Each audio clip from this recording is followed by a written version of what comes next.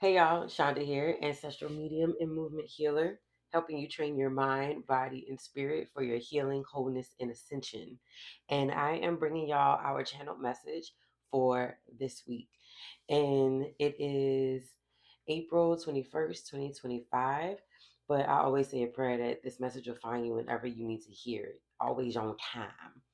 And this week, I'm already looking at my notes because it was real life. Spirit, right? Spirit was saying this week, really just trust where you are. Like, we are so in our heads about where we're headed, the timeline. Maybe you even have insights about what might be coming up, what might be shifting, or what might be happening for you. And now you've let your head get so bogged up with the details that you're missing the lessons and the purpose of exactly where you are right now. So this week, really, really, really look back and reflect on where you are in your life in this present moment. There are lessons, there is wisdom, there are the answers to your prayers, the clarity to your prayers for what you're sitting in right now. So, what you're sitting in right now, even though it might not be 100% what you like, 100% of where you thought you would be, is exactly where you need to be, is exactly where you need to be for your highest good. You are exactly where you need to be for your highest good.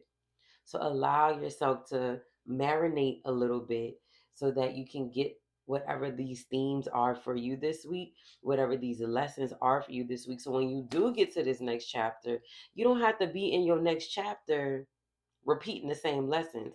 That's going to take the whole fun out of what you've been manifesting.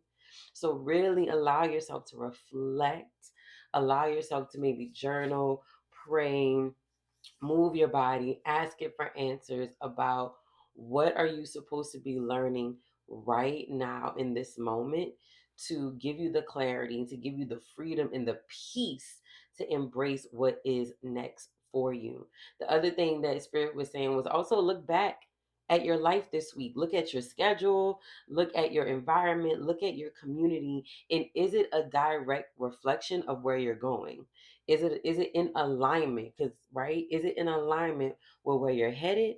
Is it in alignment with everything that you're asking for? So let this week be a reflection of you also looking back on that, so you know what to move, so you know what to might still need to be shed, so that you can truly enjoy where you're headed, so you can truly enjoy where you move forward, where you're moving forward to. So really get the lessons. All right, so our herbs and our crystals for this week. Mm-hmm. Mm.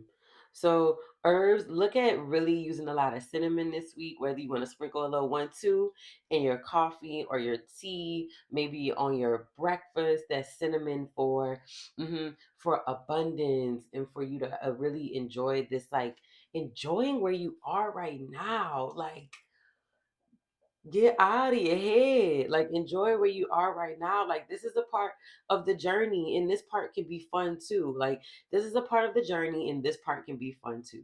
You are exactly where you need to be, and this part can be fun too. Okay.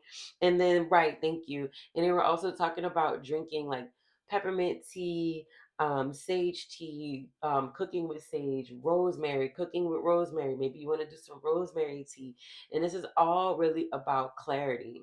This is so when you're reflecting, you can reflect from a space of clarity. You can reflect from a space of your personal connection to the divine and not reflecting back from your ego, so you don't talk yourself into looking at something for not what it really is, or having yourself right, they say having yourself conjure up like unnecessary guilt or unnecessary shame. It's just a reflection to get the lessons. Nothing more, nothing less. All right. And then, and then for my crystal people, when you're looking at maybe crystals you want to keep around you this week, whether we got a running joke in the in the course that I'm teaching right now, you want to keep a little crystal in your bra. We were talking about keeping crystals in our bras. You want to meditate with your crystal. You want to look at citrine, carnelian, and tiger's eye, right? It doesn't have to be all three. It can be anyone that you feel called to, or any crystal that is going to allow for you to feel more positive, feel more radiant when you reflect back. Reflection doesn't always have to be a woe is me. That's not what it's for. It's not for you to play victim.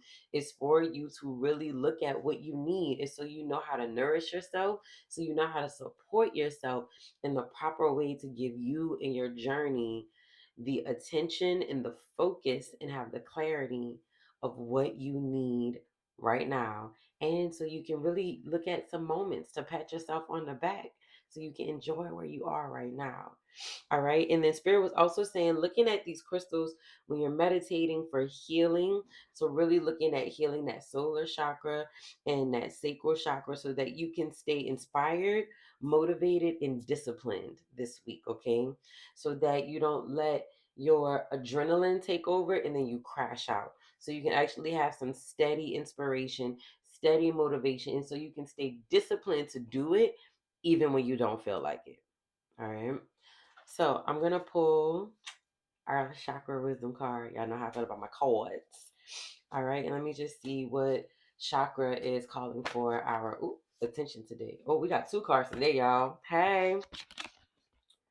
All right, so our first card is our root chakra, which makes sense for the message we just got. And the root chakra is patience. Patience. And these are our affirmations, y'all. As I observe in nature, growth takes time. This is a time for reflection, persistence, and surrender as things unfold at their own pace. I'm gonna say that one more time. I'm gonna say it for me, in case it's okay. I'm gonna say it for us, but I'm gonna say it for me. This is a time for reflection, persistence, and surrender as things unfold at their own pace. I remain calm and tolerant during any challenging times.